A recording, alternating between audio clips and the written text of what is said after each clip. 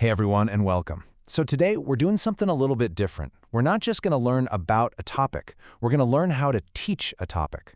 Our focus isn't really on animals, but on the art of communication itself.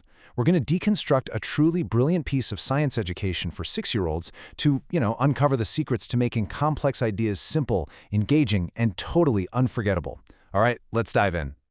Okay, so just imagine the challenge for a second. You've got an audience with a pretty short attention span, a limited vocabulary, and a brain that really learns best through play and stories. And your job? Your job is to explain a fundamental concept in biology. I mean, where do you even begin? And this is the central puzzle, right? The word adaptation is so abstract. It's about evolution, something that happens over thousands and thousands of years. It's about genetic traits and environmental pressures. So how in the world do you boil all that down into something a first grader can not only understand, but actually get excited about? This is a masterclass in communication that honestly applies to just about any field.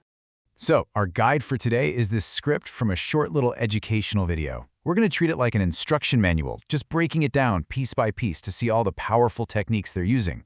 Trust me, this isn't just a script for kids, it's really a blueprint for clarity. Okay, the first move they make, it's a classic and it's absolutely brilliant.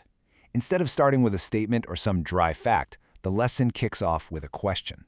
And this immediately shifts the whole dynamic from just passive listening to active searching. It basically tells the learner, hey, we're going on an adventure to find something out together. Now, what's so smart about this is the wording. Notice, it doesn't ask, what are adaptations? No, that's too academic. It asks, how do body parts help them survive? See, it's concrete, it implies there's a purpose, and it frames the entire lesson as a search for answers. It just lights up a child's natural curiosity and gives them a really clear mission for the next few minutes. All right, so once the mission is set, the next step is to give them a map. A huge topic like survival can be pretty overwhelming. The genius here is to break that massive idea down into smaller, bite-sized pieces or chapters. It's a technique called scaffolding, and it's absolutely essential for building real understanding. And this just shows you exactly how to do it. These aren't scientific terms, right? They are primal, action-packed ideas that a child totally gets. Moving, eating, and staying safe. I mean, that's the core of what it means to be alive. By organizing the lesson this way, the abstract idea of adaptation for survival suddenly becomes a really concrete exploration of everyday animal life. Now we get to my favorite part, the most powerful tool in the teaching toolbox, a story. Facts and data points, they're easy to forget. But stories? Stories stick. Our brains are literally wired for narrative. So instead of just listing what camouflage is, the script brings the whole idea to life. Let's see how. And there he is, just by giving the chameleon a name, Leo, and a clear superpower, changing colors to stay safe, the script instantly creates a character and a little story. This super simple narrative gives an emotional anchor to the scientific concept of camouflage, which makes it way more memorable than a boring old definition ever could be.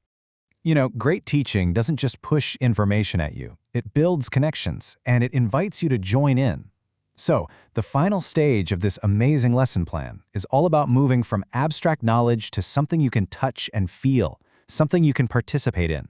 It answers that all-important question, so what? Why does this matter in my world? And here, the script introduces this fantastic bridge word, biomimicry.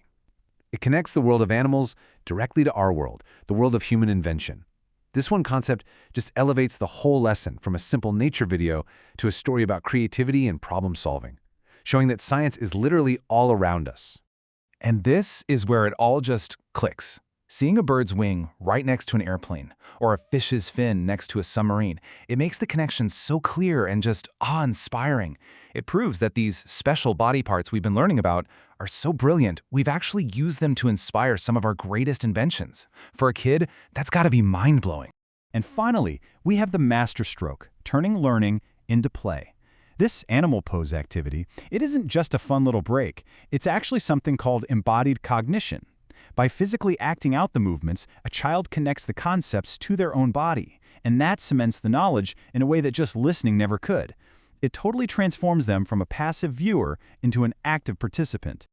So, what have we really learned from taking apart this simple children's video? Well, we've uncovered a powerful, repeatable formula for effective communication that works for audiences of any age. It's not about dumbing things down, it's about being smart and clear. These are the golden rules, right here. Start with a big, framing question to get people curious. Break your topic into simple, logical chapters. Use a story to give it an emotional heart. Connect it to the learner's own world to make it feel relevant. And finally, find a way to make the learning active and fun. This is the recipe not just for teaching kids, but for any presentation, any report, any conversation where you need to make a complex idea shine. So, the next time you have to explain your project to a new coworker, or pitch an idea to your boss, or even teach your own child something new, think about Leo the Chameleon.